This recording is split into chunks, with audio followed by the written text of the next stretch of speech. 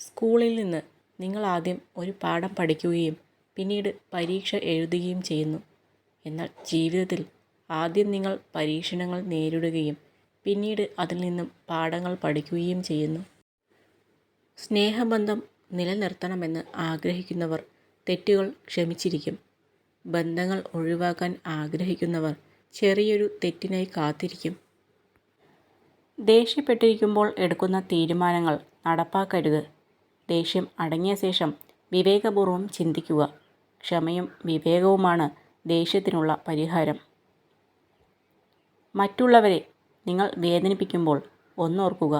അതേ വേദന മറ്റാരെങ്കിലും വഴി ഇന്നല്ലെങ്കിൽ നാളെ നിങ്ങളും അനുഭവിക്കുമ്പോൾ മാത്രമേ ഞാൻ കാരണം അവർ അന്ന് എത്ര വേദനിച്ചിട്ടുണ്ടാകും എന്ന് മനസ്സിലാവുകയുള്ളൂ. പവിത്രമായ ബന്ധങ്ങൾക്ക് വേണ്ടത് മനോഹരമായ ശബ്ദമോ തിളങ്ങുന്ന മുഖമോ അല്ല, മറിച്ച് ഒരിക്കലും മടുപ്പില്ലാതെ സ്നേഹിക്കാൻ പറ്റുന്ന ഒരു ഹൃദയവും തകർക്കാൻ പറ്റാത്ത വിശ്വാസവുമാണ്. സ്വന്തം സത്യത്തെ മുറുകെ പിടിക്കുന്നവർക്ക് 1000 ശത്രുക്കളുണ്ടാകും. മറ്റുള്ളവരുടെ നുണകൾക്കൊപ്പം സഞ്ചരിക്കുന്നവർക്ക് 1000 മിത്രങ്ങളും ഉണ്ടാകും. ചുറ്റും നോക്കിയാൽ മുന്നോട്ട് പോകാനാവില്ല. വിമർശനങ്ങളും കുറ്റപ്പെടുത്തലുകളും ഉണ്ടാകും. നേരെ മാത്രം നോക്കുക. ലക്ഷ്യം അവിടെയാണ്. നമ്മൾ കാണുന്ന സ്വപ്നങ്ങളും അവിടെയാണ്. ജീവിതത്തിൽ പണത്തേക്കാൾ വലിയ ചില സമ്പാദ്യങ്ങളുണ്ട്. അതാണ് നല്ല ബന്ധങ്ങൾ. നമ്മളെ മനസ്സിലാക്കുന്ന, നമ്മുടെ തെറ്റുകളും കുറവുകളും മനസ്സിലാക്കി നമ്മുടെ കൂടെ ചേർന്ന് നിൽക്കുന്ന ചിലരുണ്ട്. അവരെ ചേർത്തു നിർത്തുക. അതാണ് യഥാർത്ഥ സമ്പാദ്യം. ഒരാൾ നിങ്ങളോട് വളരെ മധുരമായി പെരുമാറുമ്പോൾ ആ വ്യക്തി എല്ലായ്പ്പോഴും അങ്ങനെ ആയിരിക്കുമെന്ന് പ്രതീക്ഷിക്കരുത്. ഓർക്കുക, എത്ര മധുരിച്ചാലും എല്ലാത്തിനും ഒരു കാലാവധിയുണ്ട്. അപ്രതീക്ഷിതമായ പ്രശ്നങ്ങളും തീരുമാനങ്ങളും ജീവിതത്തിൻ്റെ ഭാഗമാണ്. ഒരു സാഹചര്യത്തിലും പ്രതീക്ഷ കൈവിടരുത്.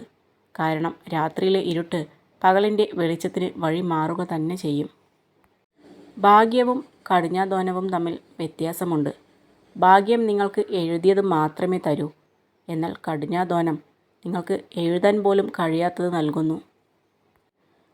കഴിയുന്നത്ര മിണ്ടാതിരിക്കുന്നതാണ് നല്ലത്.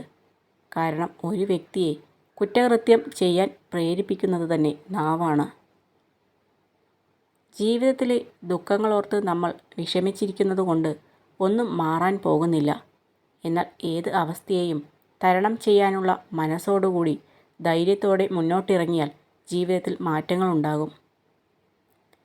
കൂടെയുള്ളവരുടെ സന്തോഷത്തിനും സമാധാനത്തിനും വേണ്ടി നമ്മുടെ ഇഷ്ടങ്ങളും ആഗ്രഹങ്ങളും പലപ്പോഴും നമ്മൾ വേണ്ടെന്ന് വയ്ക്കുന്നവരാണ്.